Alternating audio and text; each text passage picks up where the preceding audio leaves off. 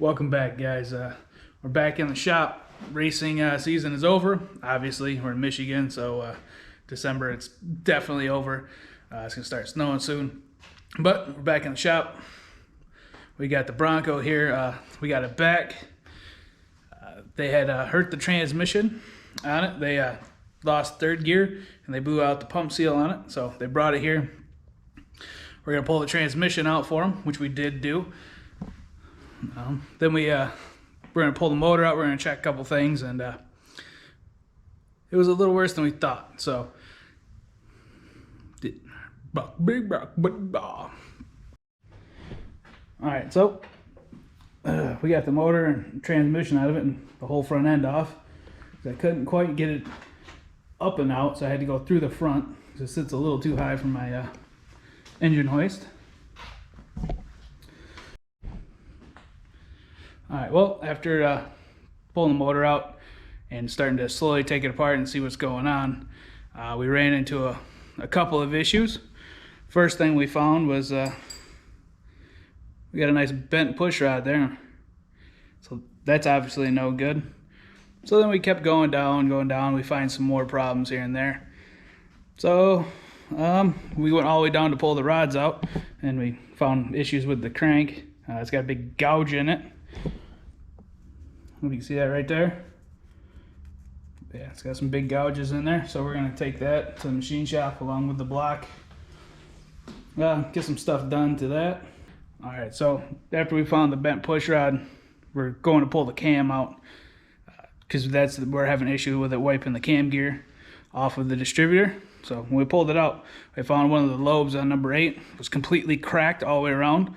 It was about to chip off, so good thing we caught that. Then as we kept digging into it, we were just finding more and more things that weren't quite right. So we're taking it down to the bare block. We'll send it off to the machine shop, get a bunch of work done to it. We'll get it back, we'll reassemble it, and we'll throw it back in with a nice fresh transmission. Alright, so we're gonna work on the block a little bit more. We're gonna get some kind of baseline numbers before we send it off. I'm just curious to see what our rod bearing clearance and stuff was before we send it off, so then we come back kind of something to compare to, and I'm just kind of curious to see what it was, you know, since I didn't put this together the first time. So just kind of curious to see where everything is sitting. So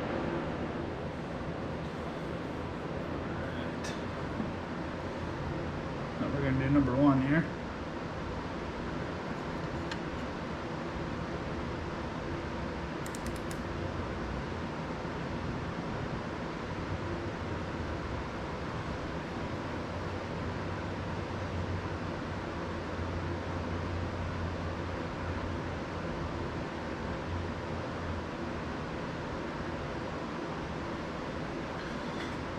Alright.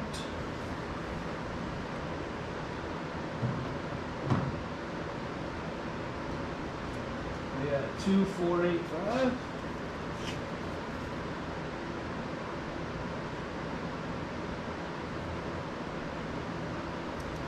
That's 2840.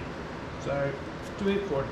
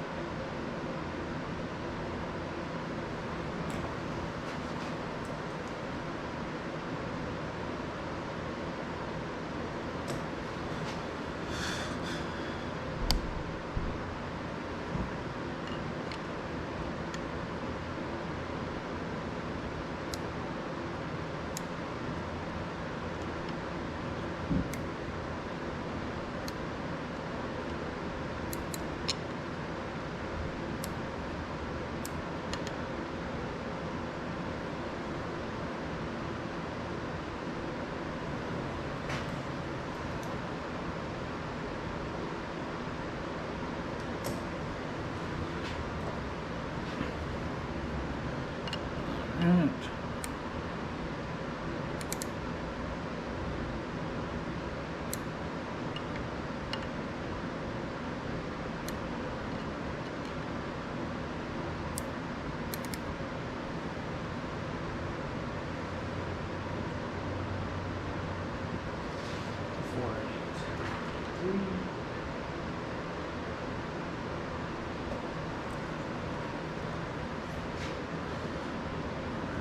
rotate this crank again.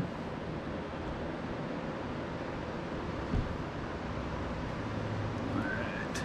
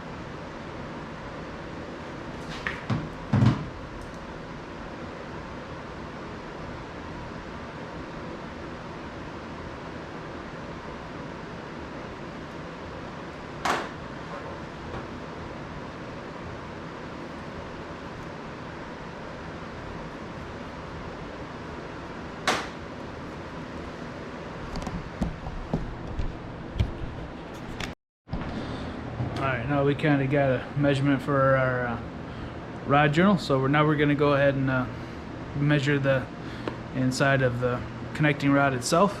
So what we did is put the cap back on. We torqued it back down to 45 foot-pounds. Then we'll run our bore gauge through there, and we'll subtract those two numbers, and that'll give us our rod clearance.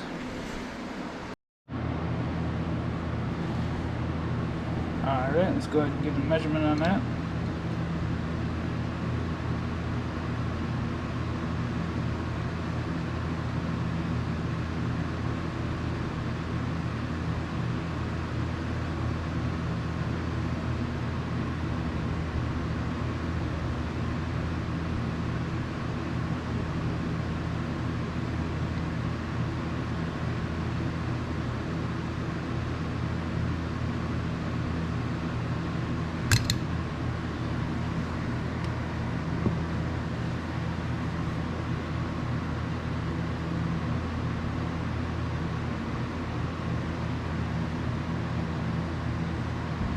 So it's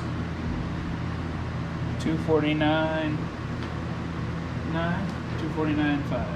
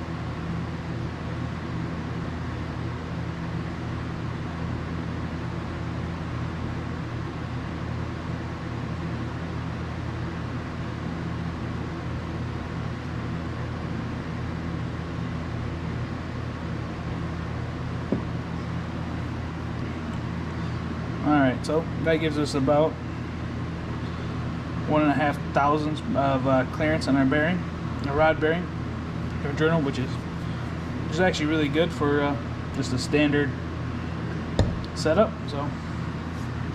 So far so good.